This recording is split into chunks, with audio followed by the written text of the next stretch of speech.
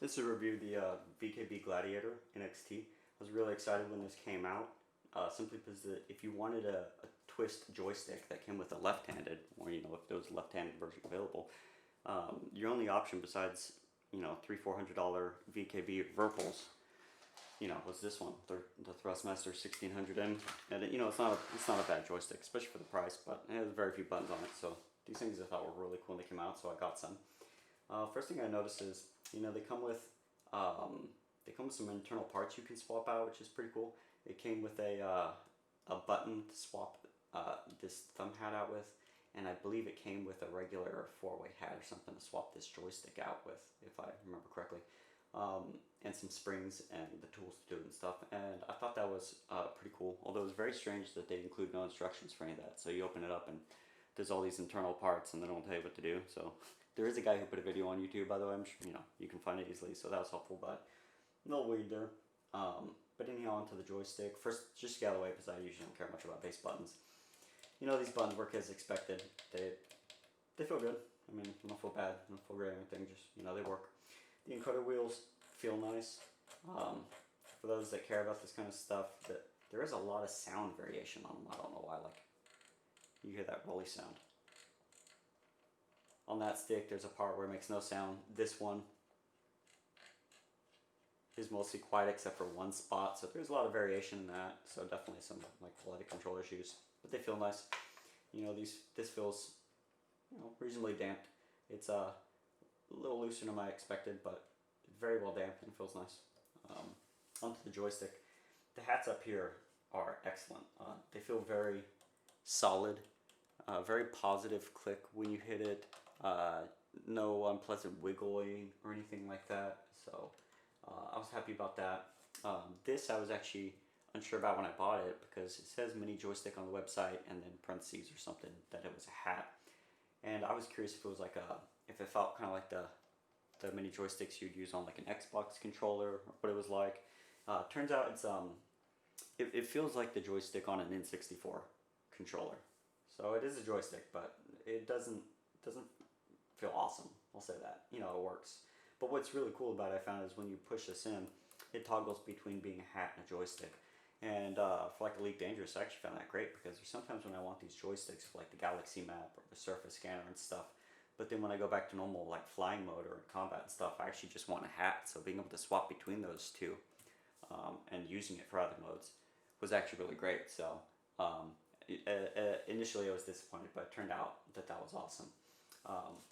The triggers and stuff, like this is another thing I found a little confusing. They didn't clarify. It just said rapid fire trigger, but I mean, did they mean literally like if I hold it, it just repetitively sends like a button press out for rapid fire? Is that the way it works? What is it? I couldn't find anything saying it. And maybe in the software there's something for that, but the way it functions out of the box when you plug it in is it's just it's two buttons. You push up for a button, you push down for a button. The trigger feels really good. I like that. It's a little loud, but it's it feels pleasant. It's got a good push in. There's the dual trigger at the end, and it'd be pretty impossible to do it on accident. So that feels really good, nice. I like the trigger more than the CH Fighter.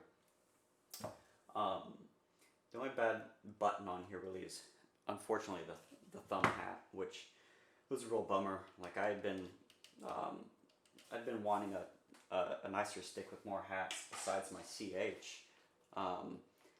Because it's so handy. I mean, I won't go into it, but I really love having a comfy hat right there. The CH has one that's really nice to rest your thumb on and use.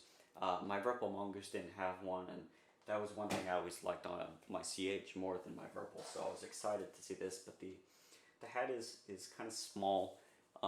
It's weird shaped. It's not comfortable at all to rest your thumb on. It just does not feel like your thumb should be resting there. So on this stick, I'll usually just put my thumb up here versus keeping it down here, because it just doesn't feel comfortable. But worse yet is like it's got a lot of, I don't know if you can see it. I won't have to try to refocus the camera, but it's got a lot of wiggle on it.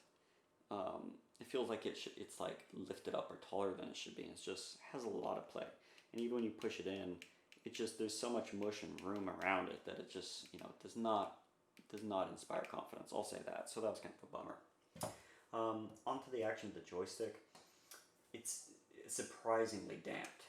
I mean, that's something you really have to feel, but it's probably more damp than about any other stick that I've used. This is with light springs, and like if I let go, you can see it just kind of gently returns to center.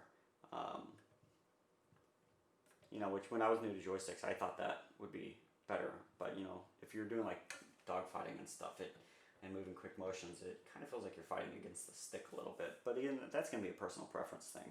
I mean, the way it feels and the smoothness and the accuracy when I'm flying, I've got no complaints about it. That actually feels good. But yeah, just a thing of note.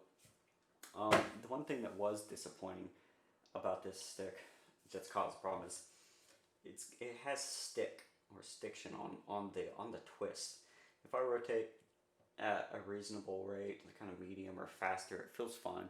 But then if I twist it slowly to do like a slow controlled roll, it sticks, you know, and obviously I can't show you that on the camera, but you know, as you're turning it with just slight force, it'll stick up, and then you have to push a little bit harder to get it to unstick, but then, you know, it kind of hits a point where it happens again. So that was frustrating, and I messaged tech support, you know, right when I got them and tried it and found that out.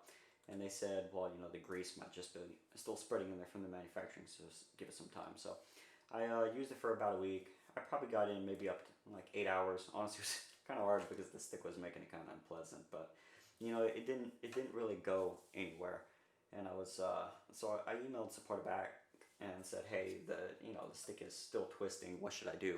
And they said, well, go to the forums and ask if you can get any help there, which I thought that was kind of weird, but I went and did that, and then I was being recommended to re-grease the stick. So I emailed tech support back, told them that, hey, you know, it's not going away. Other people saying I should re-grease it. I was kind of concerned because they only have a 2-week return policy, and you know, I don't want to keep them if both of them were sticking on one of the axes. And I was like, oh, well, you know, I can get the grease and re-grease it. I don't mind giving that a try, but I'm concerned that by the time I order this grease and have it shipped to me and get it done and test it out, like if it doesn't fix it, I'm going to be outside my return policy and stuck with sticky sticks.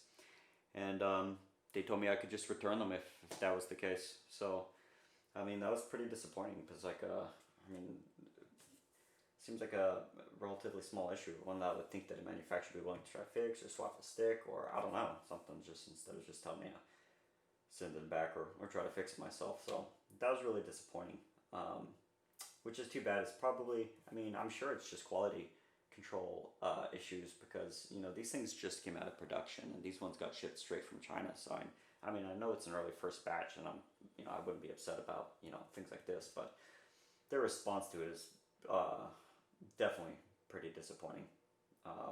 So hopefully they get that fixed for future releases. I'm gonna send them back because I don't want to get stuck with sticky, you know, sticks or anything like that.